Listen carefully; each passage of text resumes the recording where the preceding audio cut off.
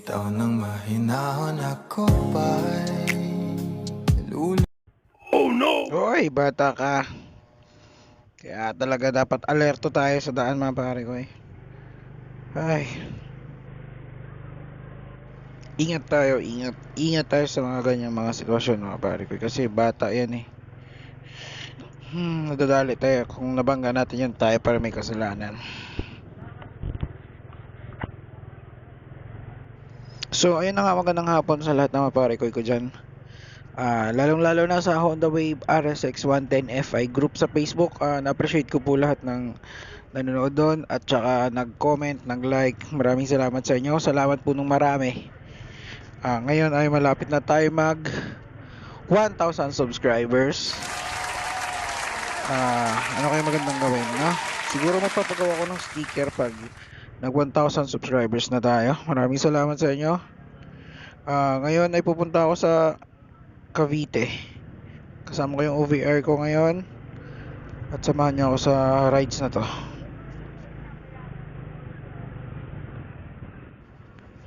Left side tayo, left side. Papunta Bacoor, Cavite.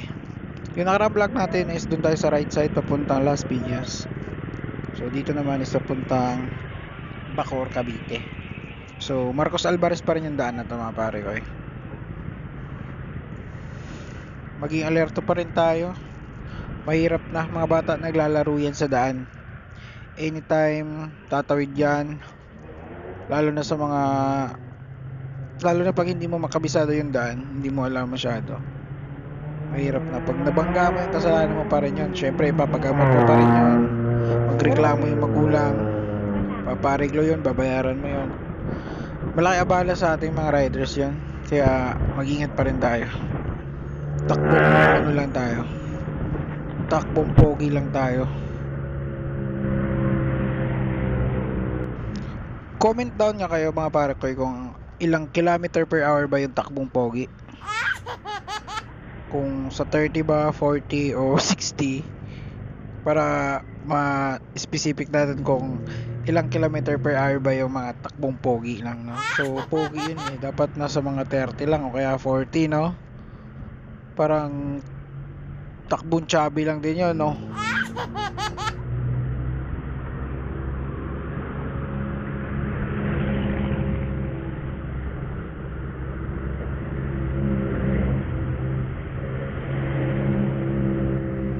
Dito sa may tulay na to, mga pare ko, is dito yung boundary ng Las Piñas at saka Bacoor, Cavite.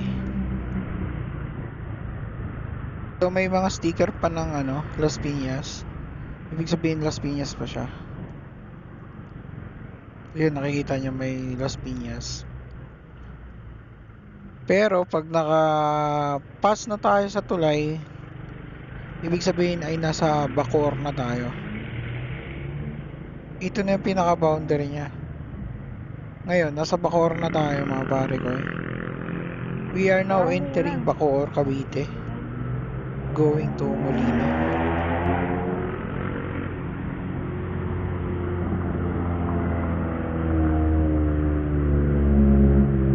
Ganda na tunog, oh.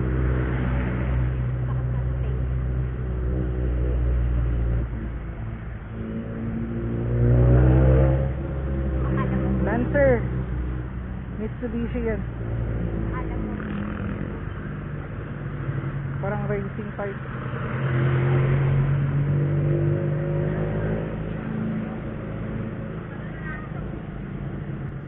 Dito sa video to ay dito ko na din sasagutin yung mga tanong nyo doon sa previous vlog natin. May nagtatanong doon kung malakas po ba vibration nya. Sa vibration, hindi ko ramdam yung vibration kasi smooth yung takbo niya, mga pare ko eh. Siguro nararamdaman ko yun pag nasa mga 95 to 100 na ako eh. Doon ko nararamdaman yung vibration doon sa may malapit sa apakan. Tsaka may wiggle na siya konti pag nasa 95 to 100 kasi na top speed ko na siya doon sa may Vermosa. Umabot ako na 100 dito, mga pare ko eh. Backride ko pa yung partner ko eh. So na top speed ko siya, umabot siya ng 100 100. So hindi ko alam ko may ano pa siya, potential pa siyang tumaas pero hindi ko na siya inano ba. Tinry ko lang na mag 100. So kaya niya mag 100 mga pare ko eh. Basic lang kaya. At may nagtanong din doon kung okay ba siya sa paahon. So paahon, nasubukan ko na siya sa mga paahon na part gaya ng Infanta Quezon, may mga paahon dyan eh. Okay lang yung power niya. Pag nagra-rides ako, kasama ko naman talaga yung partner ko eh. Backride ko talaga siya lagi. Okay naman yung sa paahon is okay naman. Hindi mo nga lang siya expect na katulad sa mga malakas na motor. So 110cc lang siya pare ko eh. Sakto lang yung power niya. So kailangan mo talagang magprimera o kaya segunda para mapaangat mo siya. So minsan may na mga part doon na bulagang pataas eh, nabubulaga ako. So nasa kwarta ako tuloy-tuloy tapos diretso. Kaya nasa kwarta ako pa rin ako tapos hindi ko na pansin na paangat pala paahon. Nabubulaga ako kaya bumabagal kaya nag-a-adjust ako sa 2 or 3. So mahihirapan ka na talaga kasi nandoon ka na sa part na paahon eh. Kaya dapat bago ka palang aahon, nag-a-adjust ka na. So hindi ko kasi kabisado yung daan dun eh. Kaya medyo hirap sa paahon. Pero kung nakabisado mo naman, bababa ka na talaga muna sa 2 o kaya 1 para mapaangat mo siya. So sa paahon is okay lang. Kayang-kaya naman basta kabisado mo naman yung daan. Malakas yung ano niya, mga pare ko, yung primera at saka segunda. Nandun yung power niya. Pagpahon ka, kayang-kaya niya magpahon kahit may back ride ka pa. So diskarte na lang din siguro yun sa rider, no? Nasa diskarte mo na din yan na bilang rider kung paano mo siya ipahon. Pero pag pahon wala kang mga problema. So hindi ka nga lang mag-expect sa mga malaking bike na katulad ng 150cc kasi 110cc lang tayo eh. Pero sa pahon is hindi naman ako namang problema, kaya naman.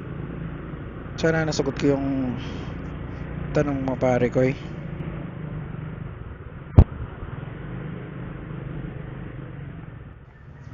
Matipid po ba sa maintenance? So, ito na siguro yung pinakamura pagdating sa maintenance mga pare ko, no? Unang-una sa gas pa lang. So, magpagasolina ka ng 100. So, sa akin tatagal na siya ng halos 1 week.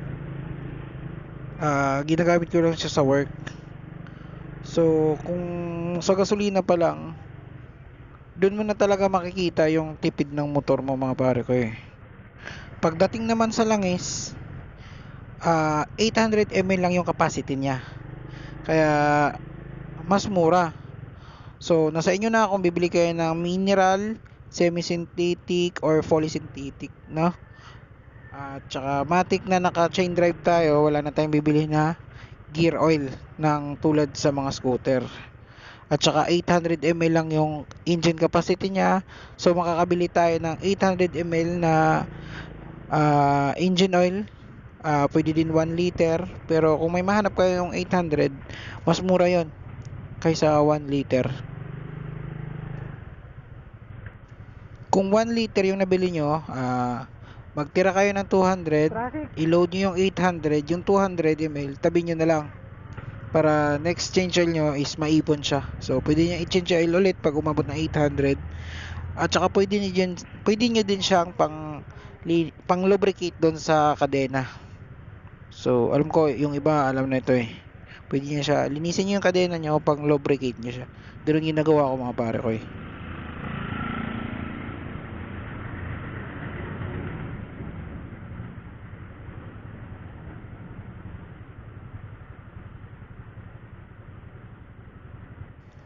Traffic ngayon dito mga pare ko sa may Magdiwang Road. So ayun, kung napapansin yung pare ko, meron tayong bag sa harapan. Ang laman niyan is mga damit pambenta ng partner ko. So doon sa kanila.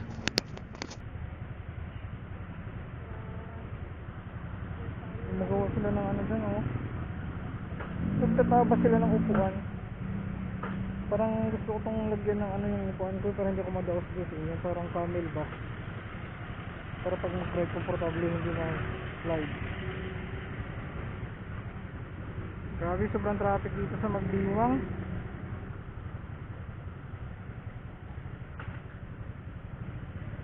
Sundan natin yung sniper. Yun oh.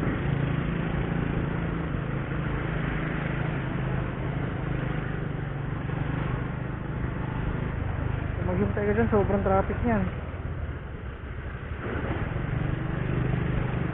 Hindi na natin maging ano, nakamotor naman tayo, kaya tayo nakamotor eh. Yun, traffic yan. Yung iba dyan na iinit na, na high blood na. Kanina pa yan. Traffic dyan mga pare ko eh. Kasi nga parang may ticket kasi yan sila eh. Kukuha kasi ng ticket dyan. Pero pag nakamotor ka, walang problema. Diretso lang. Makakasinit naman tayo eh. Basta safe lang. Kaya pala may ginagawa. So motor lang ang pinayagan.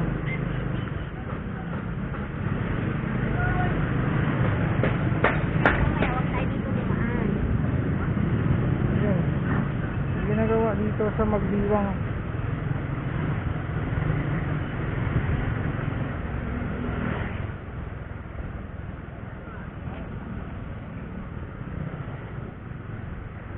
So tinatry ko na kung hindi na ako gagamit ng mic. So kung solid ba yung tunog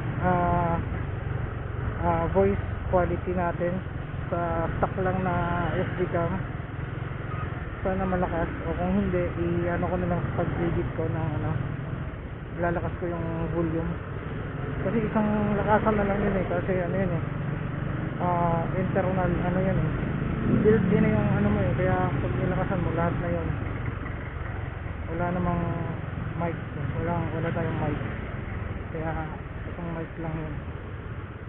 Wala tayong extension, wala tayong additional. So lahat ng tunog mo sa tunog ng motor at saka yung pagsasalita ko, isang ano lang yun. Kasi try ko kung hindi ako mag voice over. So ayun, traffic dito sa papuntang Molino. Pag nakasasakyan ka, mahirapan ka talaga lumusot. Kaya lang pag nakamotor ka, smooth.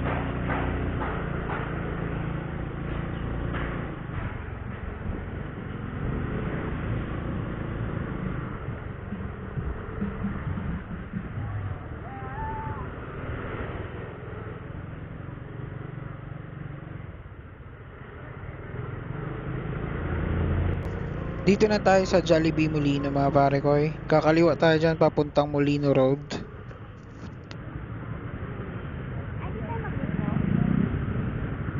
Doon na tayo sa ano, may BPI sa inyo malapit sa Manggahan ba yun? Bibili tayo ng ano, candy.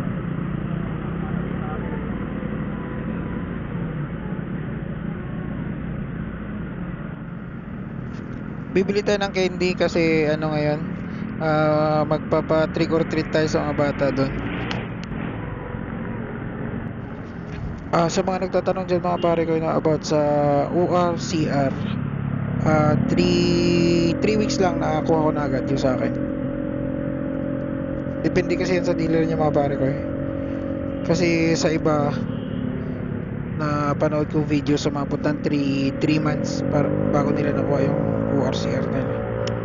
Kakalungkot lang kasi imbis na mapadali, mas lalong pinatagal pa ng dealer.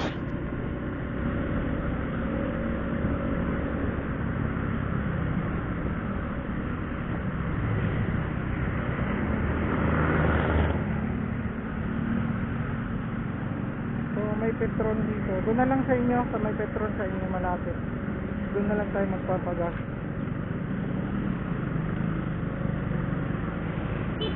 Mahal din dito. mahal na price niya. Sa atin 61 lang.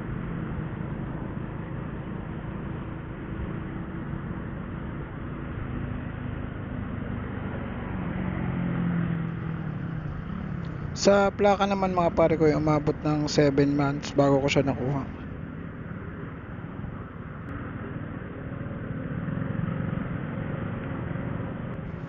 Buti hindi traffic dito. Pag rush hour sobrang traffic dito mga pare ko eh.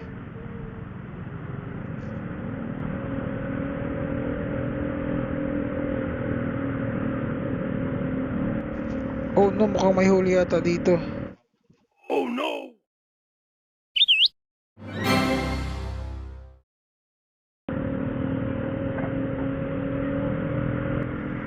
Mukhang beating the red light yata si kuya.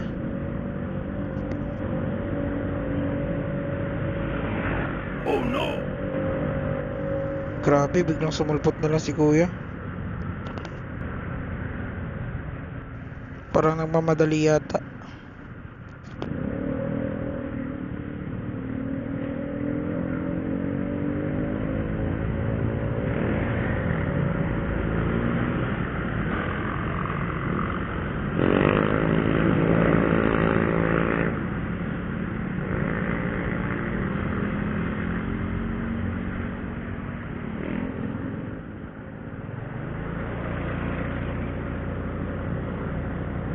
Gago.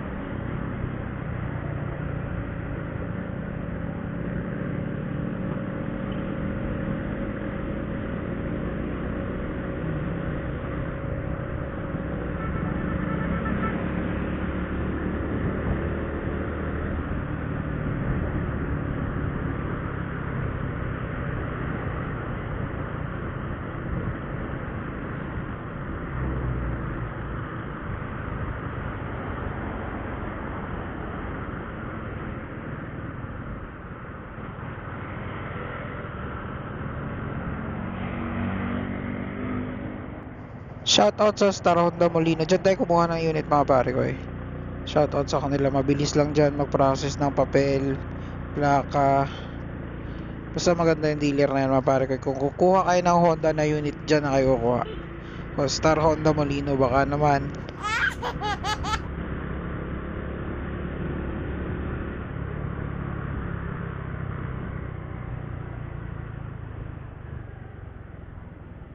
Hanggang kailan pa kaya to? Ito yung mahiwagang tulay mga pare ko, grabe, sobrang tagal na yan. Wala pa akong motor, mayroon ng tulay dyan. Hanggang ngayon, ganun pa rin. Hindi pa rin nadadaanan ng mga taga Bacoor, Cavite.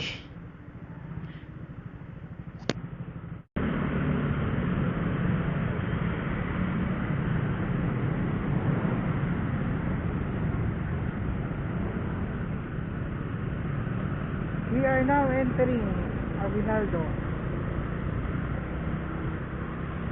Highway. Tama ba?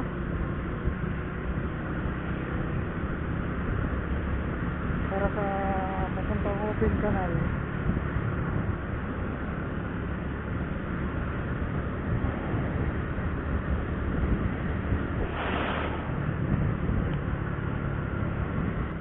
Ano yan? Ang ganda na ng daan dito mga pare ko. Grabe, ang tagal na namin hindi nakapunta dito. Dati may mga lubak-lubak pa dyan, no? Ngayon, tuloy-tuloy na. Smooth na yung takbo natin. Nag-improve na yung daan dito.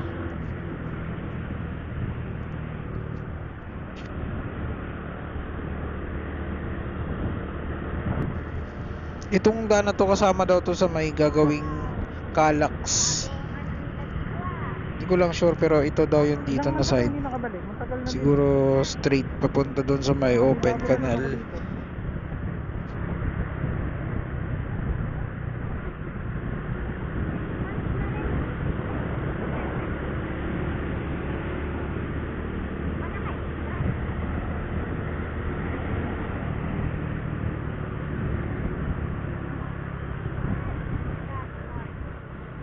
May harang na nga dito. Oh. Harang na dyan, oh. Sarado.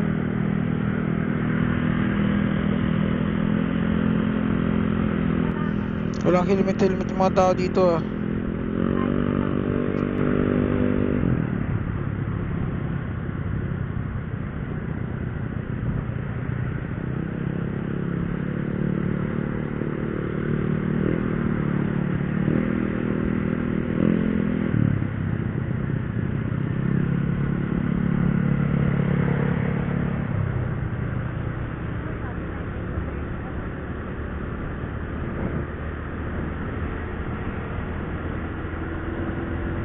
Hanggang 60 lang tayo.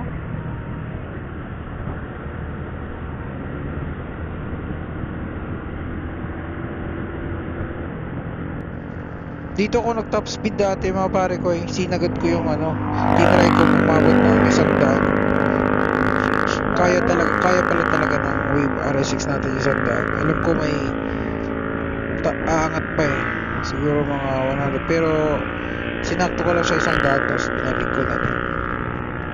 So sa mga nagtatanong kung kayang-kaya natin umabot ng 100, partida may angkas ba ako nun. Ay, may malls na dito. Ayala Mall, Formosa. Tagal naman natin hindi nakabalik. Bilis talaga yan. Sana mabuta natin.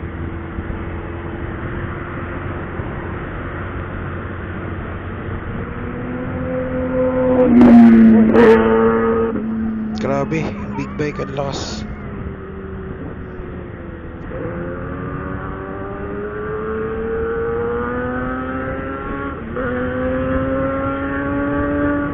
Ang layo niya pero yung tunog abot pa rin hanggang dito. May mall na pala tinayo dito, no? Ayala Mall, Vermosa. Pag gabi maganda dito, maliwanag dito. May mga maganda yung ilaw dito, mga poste. Maganda dito maggala-gala. Limit natin ngayon.